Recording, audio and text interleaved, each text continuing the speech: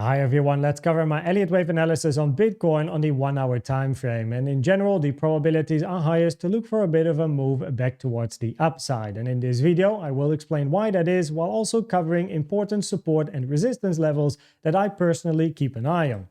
Now, starting with the bullish scenario where we are looking for that bounce to the upside, we count an impulse in a wave 1, 2, 3, 4, 5. Preferably, this wave 5 is not yet finished here. It is possible, but I would personally like it more if we range in a 4 and get another move down in a wave 5. And the reason is that this low was not made on any of my significant horizontal support levels. And if you've been a viewer here on the channel for a longer period of time, you know that my levels, target boxes, the point of controls tend to be very, very nicely respected. But this is a little bit in the middle of nowhere. While to the downside, we do have interesting support, which I'll show you later in my video. Of course, the general directional bias doesn't change, as in both cases, you're looking for price to eventually move towards the upside, but moving into support just gives you a better reason to look for a long opportunity and look for signs of strength. And then once you hit support, get your signs of strength, there is more conviction to join a move towards the upside. Now, in this particular case, the invalidation for this scenario, right? So if we want to get another 5 to the downside, we don't want price to move up and touch this level. The 0.618 Fibonacci at 116.2K taken from the end of wave 2 to the end of wave 3. Now, alternatively, one might consider adding another 1, 2 over here to add another 4, 5 later, but it doesn't change the overall directional bias that, cool, we have a couple of 1, 2s here, we get a 3, you're looking for a couple of 4, 5s, and after your 4, 5s, we look for a move back towards the upside. So that's the general narrative. Now, if you're an Elliott Wave analyst, I can hear you thinking, but wait, isn't this actually also like a bearish scenario? Because after a 5-wave move down, we would expect a 3 up and another 5 down to take out the low that was created. And you're absolutely correct. However, I also have other scenarios in my folders here, which count this move to the downside as a corrective structure, but the expected price action is exactly the same. Let me show you very quickly, right? If you count the WXY to the downside here, preferably get another move down and then a move to the upside, or your wave C ended at that low. So that's exactly the same as the impulse. If you're looking at this ABC with an ending diagonal, same thing, right? You eventually look for a move back to the upside once the diagonal is finished.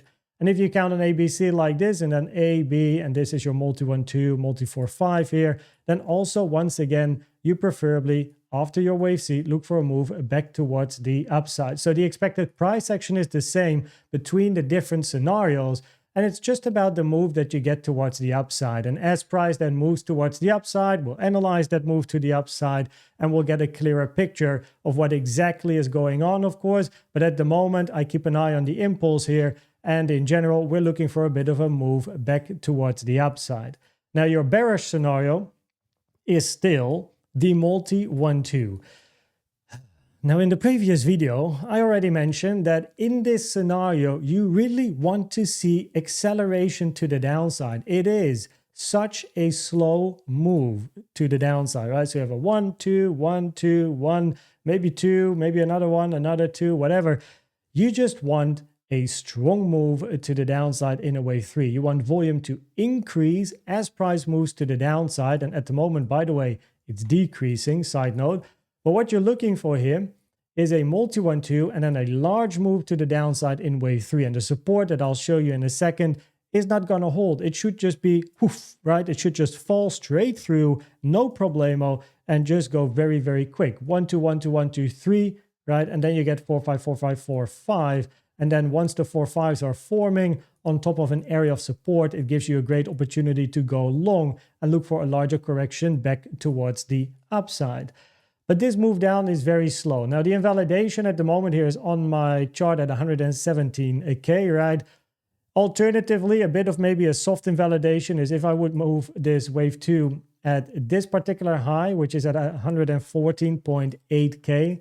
Right, and we count this move to the downside as another wave 1, which then would be a 1, 2, 3, 4, 5 on the lower time frame. I don't really like to go to 3 minutes, 5 minutes, but you get the point. And if price would move towards the upside here and take out the high, then at least this over here, like this move down, can be another 1, 2, right? But as long as you don't take out this high, right, it's still a possibility that you maybe add another 1-2 here for a quadruple 1-2. I mean, you get the idea. I don't mind counting 1-2s. It's just so far a very slow move. I want to see acceleration. If price is moving down in support, it should fill. Now, I expect price to at least test support a little bit, but it should just be easy going. Like if this scenario plays out, like it should quite simply just not hold.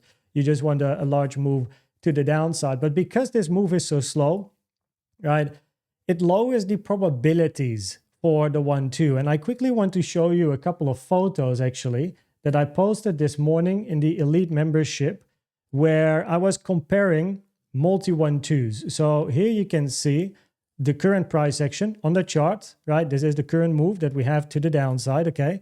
And now I'm going to show you actual multi 1-2s and how they look. And you can be the judge on how the current move to the downside looks, right? Does it look like a clear multi 1-2 or is there like an impulse or ABC, WXY going on, right? So this is the multi 1-2 from the 49K low, right? 1-to-1-to-1 big wave through to the upside.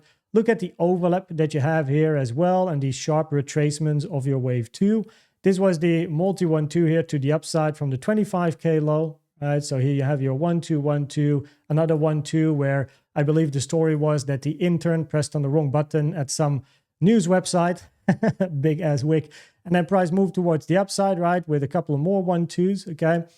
This is the low of the bull or the bear market, 15K, price moves up in a 5-wave structure, then retraces, and then here you get more 1-2. So of course, this is your first 1-2, and then here you get 1-2s as well, stacking, stacking, stacking. Now you can see here, of course, that you go up, sideways, up, sideways, up, sideways, up, sideways, right? And it takes a little bit of time before you eventually get to wave 3. So I suppose that this comes closest to the current structure. However, right, before you got this structure here to the upside, you first had an already 5-wave move up and then a deeper retracement. And this was then the beginning of a wave 3. So you already had a larger 1, you had a larger 2, and then the start of wave 3 got the multi 1-2, which is also the typical place for a multi 1-2, right? You get a first larger 1-2, and then you're stacking the lower 1-2s. And of course, at the moment, we don't really have already a larger 1 and 2 and then start stacking. Here, it's just straight to the downside, right? Now, then we have over here the high. This was a high here at like 25K, I don't know, August 17th of whatever year this was again. But here you can see a couple of 1-2s and then you get a large move down, right? Not too much doubt here. It's just range, right? Down range, quick move to the downside, right? Next up, another 1-2, quite clear here, right? Couple of 1-2s. You can see this is perfect, right? A bit of a diagonal-ish structure to the downside, right?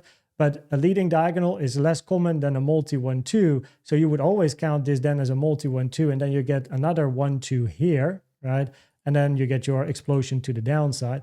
Another 1-2, right? Look at the structure here to the downside, right? You see it's a bit of a grind, but it accelerates, right? And the ranges are relatively short. The largest range is in the beginning. Then you have more 1-2s. I'm almost finished here. I just really want to like bring the point home how ugly the current structure is from a multi 1-2 perspective. Low at 29K. Don't know exactly where this was in time again, but move up, sideways, and then up, right? Then you get your wave 3, 4, 5, 4, 5, larger retracement, continuation to the upside, right? Here's another one.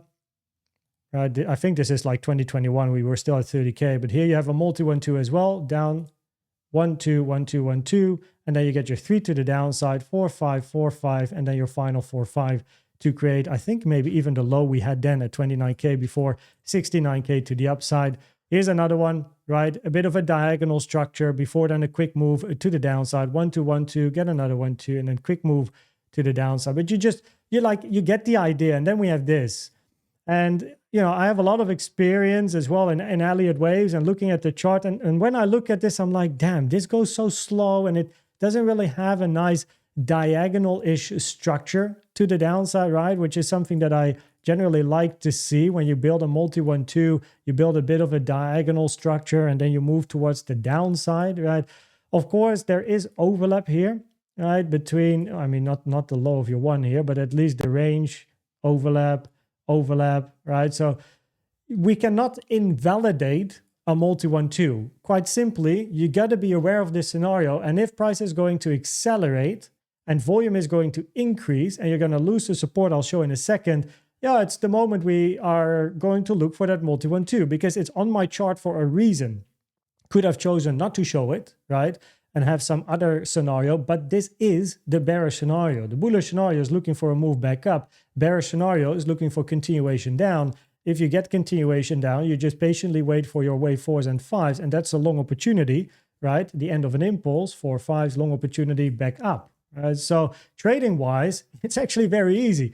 It's just quite an ugly buildup of 1-2s, but of course, occasionally it happens, and yeah, I just wanted to go in a little bit of detail there. So then we go to the support and resistance areas. Now you can see this low was not made on any of my levels.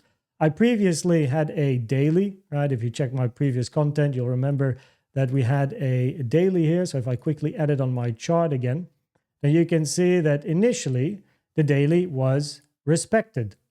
But then price trades through the daily here, which makes it irrelevant to me.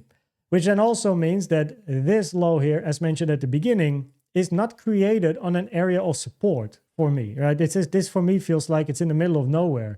While just below price, we do have support. We have a 12-hour order block down here. We have 2 range point of controls, which is from this little bit over here. Then on the weekly time frame, there is a gap. Let me actually show you that gap quick, right? Just to make sure you are well informed. So here on the weekly time frame, we're in this range, okay? Price creates this candle, quick push up, right? And then over here, you start ranging again. Now that then creates a gap here, right? We are now trading in the gap. So, I mean, makes sense to fill the gap, right? And touch this high to then fill the gap on the weekly time frame. So I put that level on my chart as well, which is sitting at 110.6K, right? Which is just below the 12-hour order block and the point of controls. Now then, below the gap, you can see there's a bit of space. There's not a lot going on here with regards to my horizontals till eventually we end up at 108, 107K. Okay, so if you lose 110, then yeah, I mean, I'm going to be looking for this over here and possibly go lower to 105, and then we have 100 and then 96, etc. Right? It's level to level. Let me zoom out a little bit so you can put some stuff on your chart if you like to. But yeah, here you go. So, you know, counting this move to the downside as an impulse or one of the corrective structures I quickly highlighted just makes a bit more sense at the moment. Of course, if price touches support, wait for signs of strength, right? You don't want to just randomly go in and be stopped out a second later because, oops, price continued. But if you see some signs of strength according to your plan, that would be very nice. And that can be a market structure change.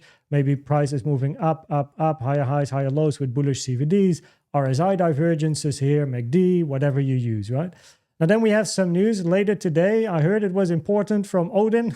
So Friday here, August 22nd, it's in my list here as well. It can definitely create some volatility on the chart, 4 p.m. Central European time. So just make sure that you trade safe.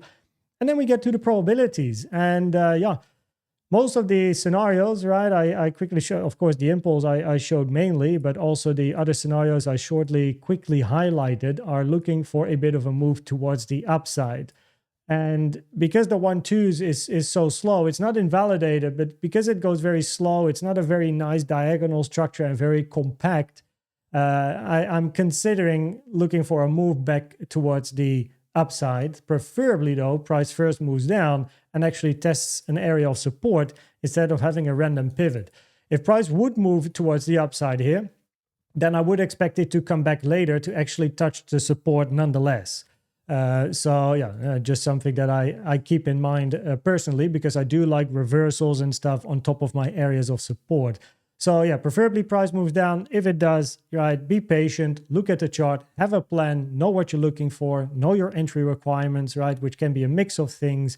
And then if you see what you want to see, you execute. If you don't execute and you wait for another setup at a different time. Now the bearish multi-1-2 at the moment is an alternative scenario, but it's on our chart. We are prepared. We know what we're looking for probabilities to change, which means it has to just dump through support, volume increasing, and we want an extension, right? We want a large move, okay? We want a large move. Wave 3, right? You want to see this, but the other way around, right? Let me get you another example, right? Here, the steep moves, right? Those are your wave 3s. I think this one might be even best, right? You get your multi 1-2 here, and then boom, right?